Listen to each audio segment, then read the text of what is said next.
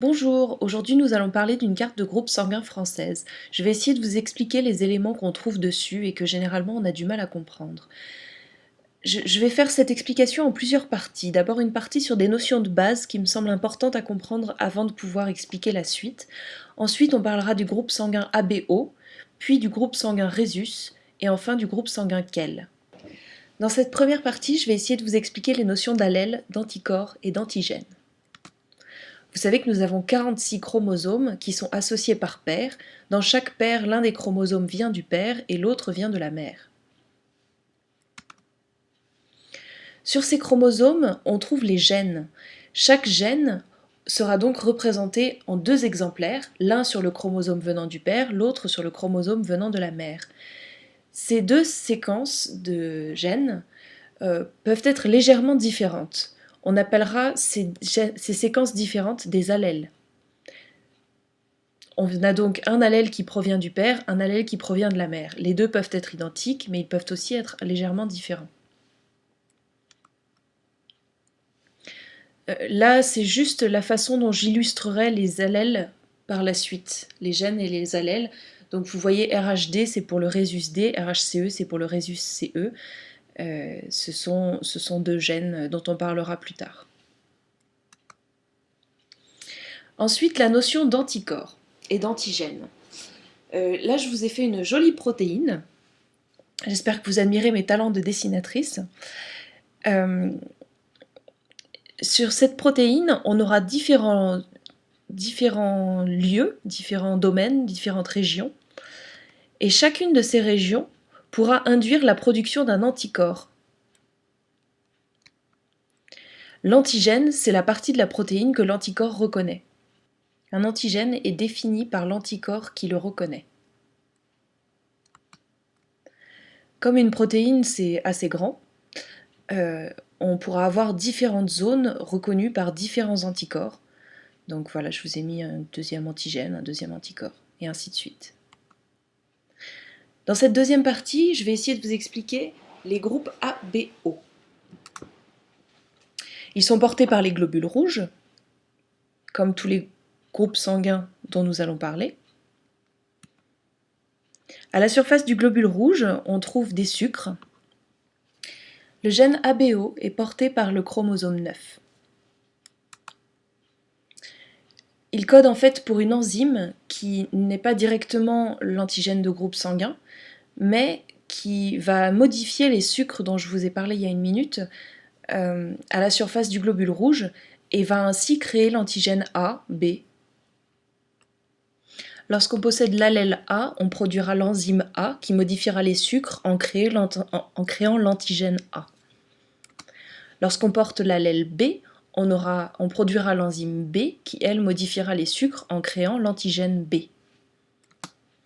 Quand on a l'allèle O, qui en fait ne code pas pour une enzyme, mais est en fait un allèle abîmé, entre guillemets, qui ne code donc pas pour une enzyme, mais pour rien du tout, on n'aura aucune modification des sucres à la surface du globule rouge. Et donc ni l'antigène A, ni l'antigène B. Comme je vous disais tout à l'heure, on a deux chromosomes pour chaque paire, et donc deux allèles. Si on a deux fois l'enzyme A, on sera bien sûr de groupe A. Si on a l'enzyme B et l'enzyme A, on sera de groupe AB. Si on a deux fois l'enzyme B, on sera de groupe B. Si on a deux fois l'enzyme O, on sera de groupe O. Si on a d'un côté l'enzyme A et de l'autre côté l'allèle O, c'est-à-dire pas d'enzyme, on sera uniquement A, puisque le O ne s'exprimera pas. En fait, l'enzyme A va modifier tous les sucres à la surface, puisqu'elle n'aura pas de compétition, alors que lorsqu'on a l'enzyme A et l'enzyme B, les deux entrent en compétition, et chacune fait à peu près la moitié des sucres de la surface du globule rouge. Ainsi, en fonction des allèles présents, on sera de groupe A, B, AB ou O. Donc, si nos deux allèles sont A, on sera de groupe A. Si d'un côté on a un allèle B, de l'autre côté un allèle A, on sera de groupe AB, inversement comme ça. Et par contre, si on a l'allèle A et l'allèle O, on sera toujours de groupe A. Si on a l'allèle B et et l'allèle O, on sera toujours de groupe B, et il faudra avoir 2 allèles O pour être de groupe O. Les fréquences des différents groupes sanguins en France sont de 45% on est groupe A, 9% sont groupe B, 3% sont groupe AB et 43% sont de groupe O. C'est-à-dire qu'on trouvera beaucoup plus d'allèles A et O dans la population française que d'allèles B. Ensuite, il faut que je vous parle des anticorps du système ABO, parce qu'il ne suffit pas d'avoir compris cette histoire d'antigènes pour comprendre comment fonctionne le système ABO. En fait, il y a une règle simple dans ce système. On produit des anticorps contre tous les antigènes qu'on ne possède pas.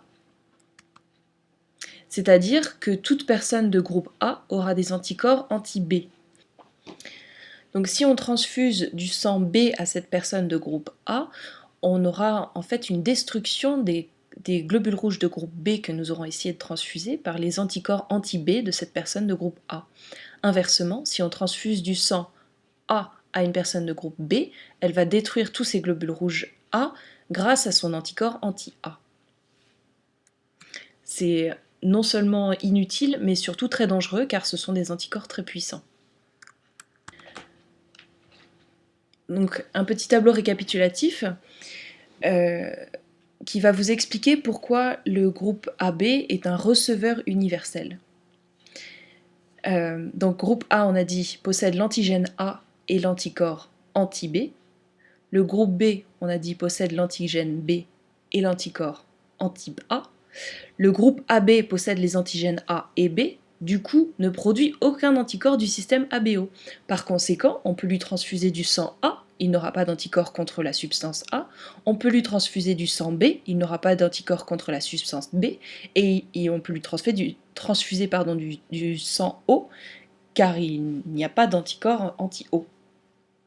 Sauf dans de rares cas dont nous parlerons peut-être une autre fois, mais c'est vraiment très rare. Et on peut bien sûr lui transfuser du sang AB, puisqu'il n'a ni les anticorps anti-A ni les anticorps anti-B. Par contre, le groupe O, lui, n'a aucun antigène du système ABO, et du coup, il produit les anticorps anti-A et les anticorps anti-B. Par conséquent, on ne peut ni lui transfuser du sang A, ni du sang B, ni du sang AB. Quand on donne son sang, bien sûr, il y a les antigènes qui sont présents et les anticorps. Par contre, quand on donne son plasma, il n'y a que les anticorps qui sont présents. Et en réalité, quand on donne son sang, le plasma est quasiment entièrement retiré, et du coup, il n'y a pas les anticorps. Ou quasiment pas, et donc ce n'est pas important. Faut-il donner son sang ou son plasma en fonction du groupe qu'on est? Si on est de groupe A, comme il y a beaucoup de gens qui sont de groupe A, on peut donner les deux.